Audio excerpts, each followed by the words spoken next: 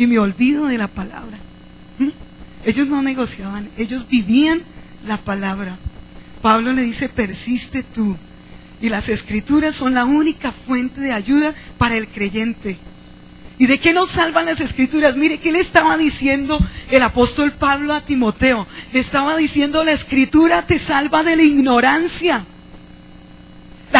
La escritura te salva del desorden en la familia. ¿Cuántos están desordenados en la familia? ¿Cuántos están desordenados en sus finanzas? ¿Cuántos están desordenados en sus relaciones? Lean la palabra. Y la palabra los va a salvar de eso. Los va a salvar de sus líos en la casa. Sí, de esa falta de relación en la casa, de esa falta de comunicación. De eso nos salva la palabra. La palabra nos dignifica, la palabra nos cambia la vida, la palabra nos trae bendición a la casa. Es la palabra de Dios. ¿Y cómo nosotros podemos vencer esa conducta? Con la palabra. Toda la escritura es inspirada por Dios y útil para enseñar, para redarguir, para instruir en justicia. ¿A fin de qué? De que el hombre de Dios sea perfecto, enteramente preparado para toda buena obra. Yo no sé, querido hermano, si alguna vez usted se ha acercado a la palabra de Dios con duda. ¿Usted alguna vez ha dudado de la existencia de Dios? ¿Usted alguna vez ha dudado de que esta palabra es la palabra de Dios?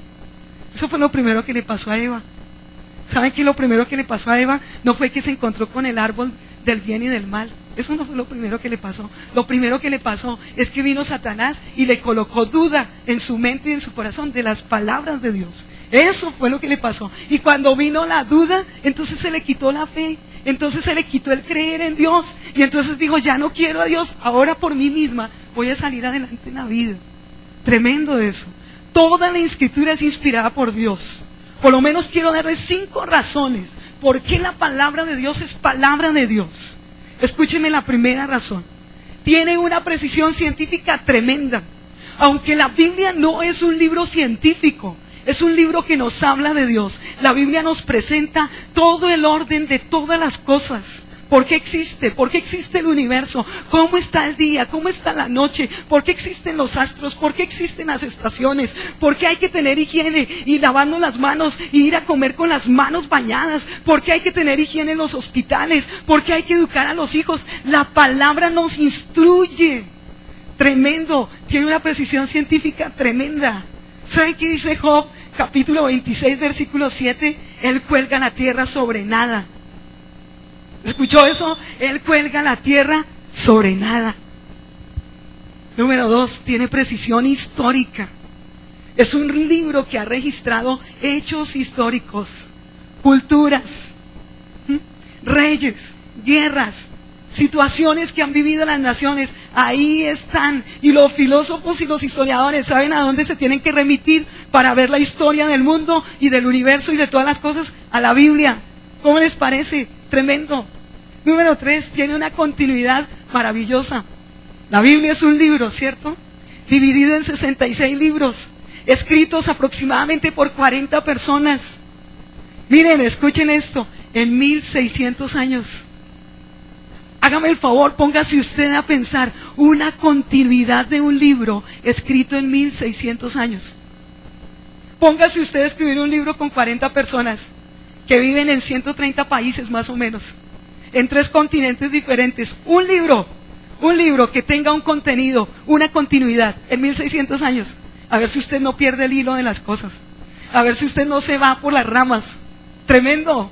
Díganme, esto necesitó tener la inspiración del Espíritu Santo. Además fue escrito en 3 idiomas y contiene un mensaje, la salvación. Contiene un Salvador, Jesucristo. Contiene un canalla, un malo, Satanás. Pero es para glorificar a Dios, porque toda la escritura es para conocer a Dios y darlo a conocer. Tremendo. Y miren esto, la profecía se ha cumplido y es el único libro, la Biblia es el único libro en el mundo con profecías precisas y cumplidas. Usted ha escuchado magos, usted ha escuchado gente que dice, ay, el mundo se va a terminar en el año 2000 y no se terminó.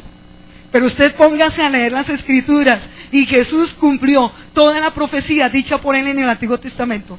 tremendo y de una forma precisa. Y no lo dice solo la Biblia, lo dicen muchos libros históricos en el universo. Y lo estudiamos en los colegios y en las universidades. No podemos negar que la Biblia es la palabra de Dios. No lo podemos negar. La Biblia es la palabra de Dios. Pero quiero decirles algo más tremendo. Miren, este libro maravilloso tiene el poder tremendo de cambiar vidas. Me traje hoy mi Biblia más grande, me pesa un poquito. Esta Biblia me ha cambiado la vida a mí. Yo me encontré con esta verdad y dejé de ser mentirosa. Me encontré con esta verdad y le puse la cara a la vida y enfrenté mis problemas con seguridad, con convicción, porque me sentí segura en Dios.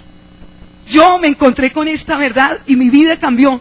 Mis padres se encontraron con esta verdad y sus vidas cambiaron. Y estoy muy segura, porque gracias a Dios esta mañana, no sé por qué todos acá ya somos creyentes. Amén, gloria a Dios. Y no tenemos amigos invitados esta mañana. Usted se encontró un día con la palabra bendita de Dios. La palabra bendita de Dios le cambió. Y yo sé que en momentos de crisis usted recuerda algo de la Biblia.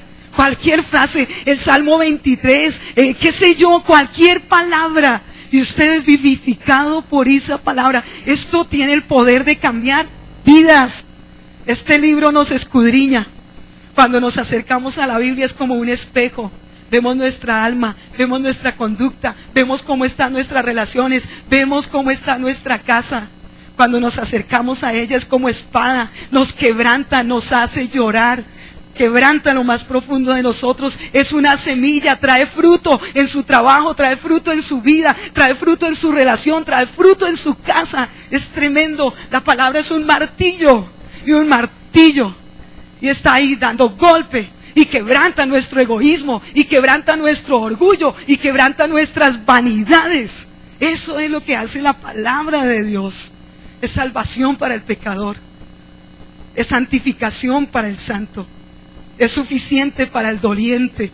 Porque cuando usted no tenga palabras para consolar a alguien que tiene una enfermedad de muerte, o a alguien que está en luto porque ha perdido a su familia, abra las Escrituras, lea una porción de las Escrituras, y esas personas tendrán libertad, tendrán paz, tendrán consuelo. Usted no habrá dicho nada, porque hay momentos en la vida donde usted se queda callado, donde yo me quedo callada, no podemos decir nada, pero la palabra es suficiente para consolar al que está en luto, al que está en enfermedad, al que está en lucha, al que se va a separar. La palabra, usted la lee y trae paz, porque la palabra es de Dios y la palabra es viva y eficaz, y eso es tremendo.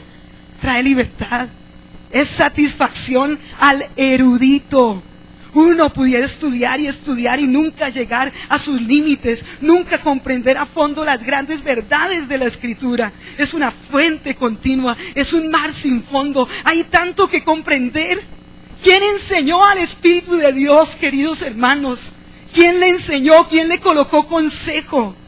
Simplemente nos paramos. ¿Saben que los que predicamos la palabra, los que venimos y les exponemos, tenemos que estudiar y estudiar y estudiar? Y a nosotros nos pareciera que estamos en mares profundos. Pues no, a veces nos paramos solo a la orillita del mar profundo de la palabra de Dios. Yo ni siquiera he podido llegar hasta las aguas de la orillita. De pronto el pastor Elías sí, el pastor Jorge sí, y otros que ya están más expertos en predicar la palabra ya nadan por ahí. Pero ¿saben qué dice? Mire, la Biblia es tan profunda que eruditos podrían nadar y nunca tocar el fondo, pero tan maravillosa que un niño pudiera acercarse a tomar agua sin temor de ahogarse. Esa es la bendita palabra de Dios. La palabra es útil, queridos hermanos, nos enseña, nos redarguye. ¿Eso qué quiere decir? Nos convence. ¿Usted está convencido? Amén, amén. Si está convencido, usted está aquí. Usted está aquí porque está convencido de que esta es la palabra de Dios, que es la verdad de Dios. La palabra es útil porque nos corrige, es decir, nos transforma. Nos dice: ya deje el engaño, ya deje el miedo, enfrente sus temores, enfrente su situación, ya pare las deudas, organice bien su vida. Y nos da cátedra la palabra de Dios de cómo organizar nuestras vidas, de cómo salir en medio de nuestras crisis.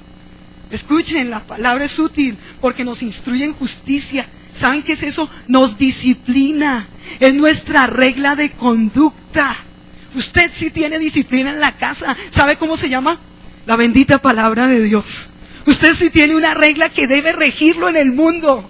Usted sí tiene algo que le cambia la cultura en Colombia. ¿Cómo se llama? La palabra de Dios. Enteramente preparada para toda buena obra. Nos equipa para toda buena obra. Y por último les voy a decir algo rápido. Dios tiene un propósito con cada cosa que ha establecido en la sociedad.